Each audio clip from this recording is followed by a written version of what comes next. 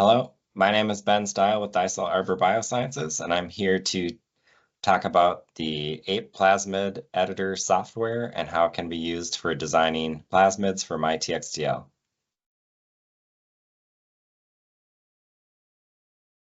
So this is a free software available online, and I will show you how to navigate to it and download it. It has many useful features that can be used for designing not just plasmids for myTXTL, but also linear DNA. And the makers of this software also have a YouTube channel and a Twitter account that you can also use for additional resources.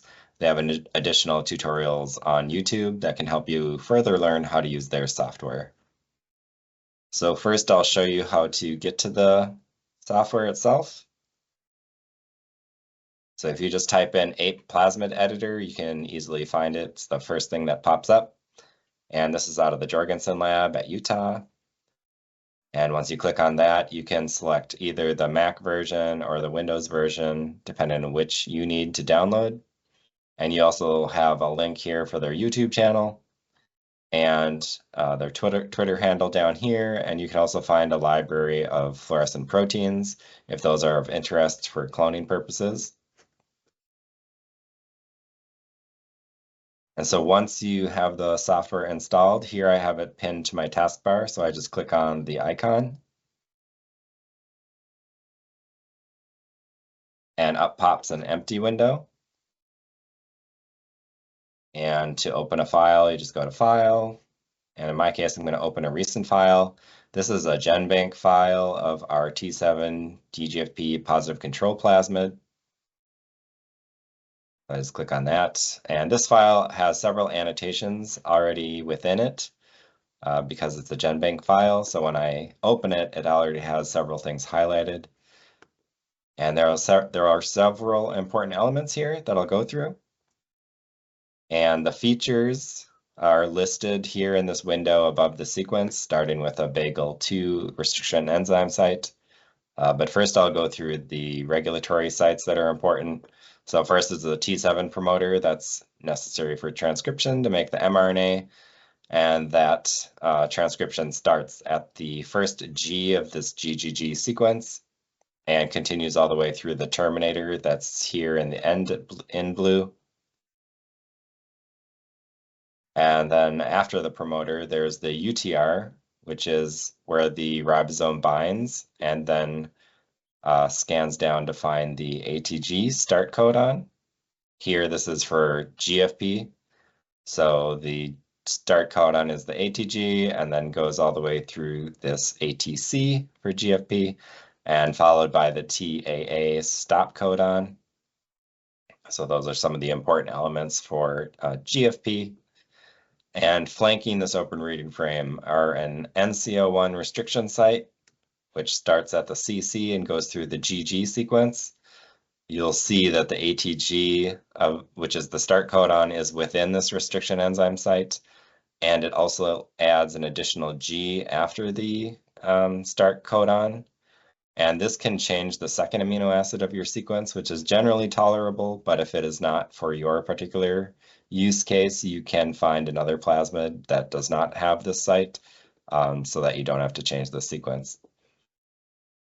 But if you want to insert your open reading frame, you would highlight this ATGG sequence all the way through the last codon of the GFP sequence, and then you would just paste in your own.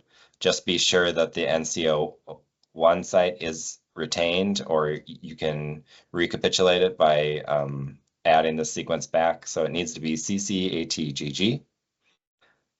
And then once you do that, you've essentially, within this program, created a plasmid that expresses your protein of interest using our plasmid backbone.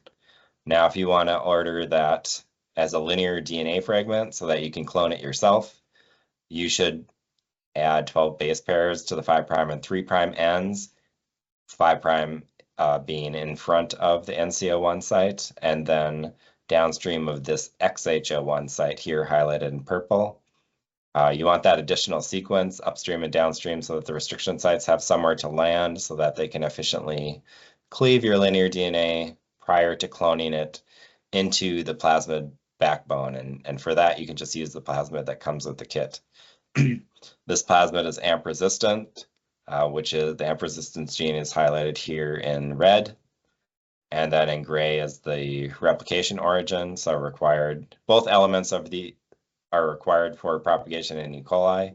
These elements are not required for the cell-free system because there's no cells and you're not selecting for plasmids or trying to grow them up, which is why linear DNA also works well in our system.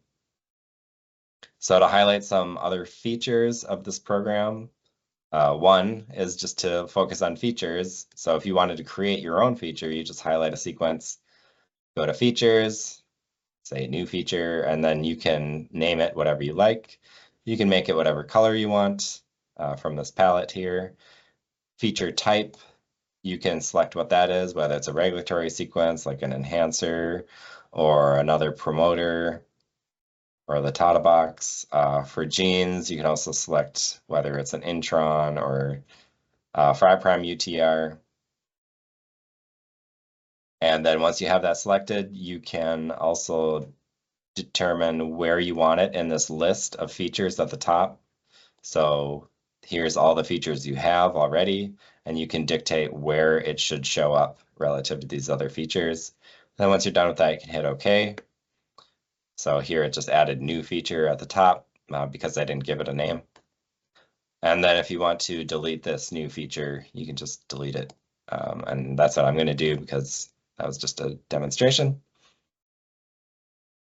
So some other enzymes within our plasmid that you can use to do different things. So this bagel 2 site is upstream of the promoter. So if you wanted to swap out the promoter and replace it with something else, you could use this bagel 2 site.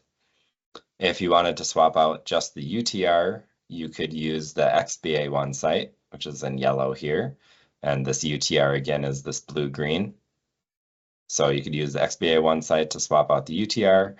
And you could use those in combination with the NCO1 site if you just want to swap out the UTR, or if you want to swap out the UTR and the open reading frame all at once, you would use the XBA1 site and XHO1 site, for example, which is after the open reading frame.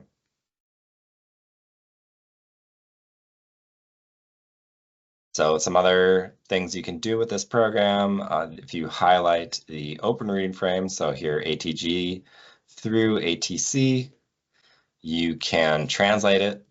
So you can determine whether you have the correct protein sequence or amino acid sequence.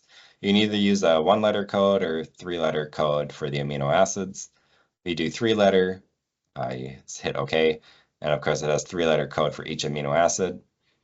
And it also shows you how many amino acids it is long and then what its molecular weight is, which can be helpful so you know where approximately it should show up in a gel.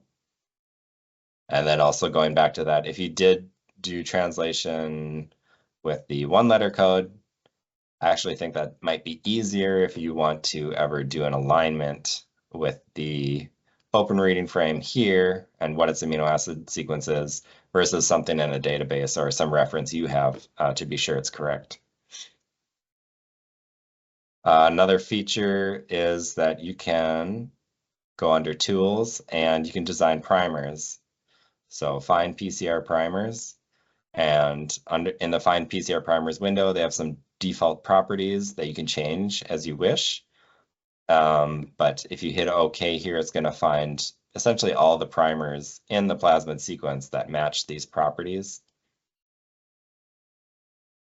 And depending on where you want your primer to land, you could select any one of these in this list. This goes across the whole plasmid again.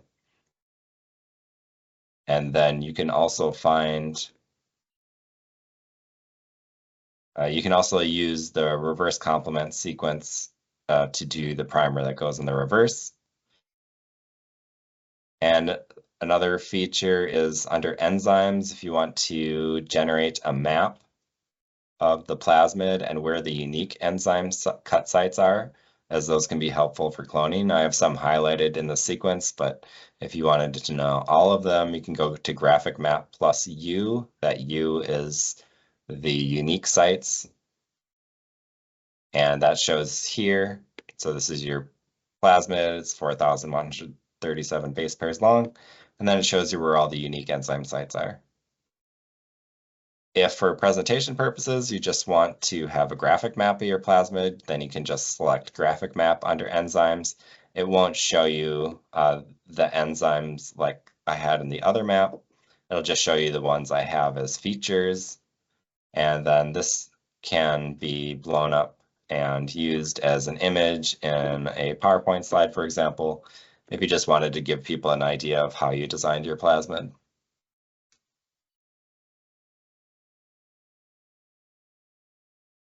And so there's lots of features within this program. I won't be going through all of them, but feel free to explore and feel free to go and check out some more of the APE Plasmid software videos on their YouTube channel.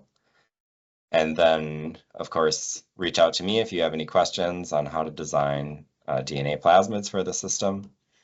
But otherwise, thank you very much for your attention and good luck with your plasmid design and using the APE software. Thank you.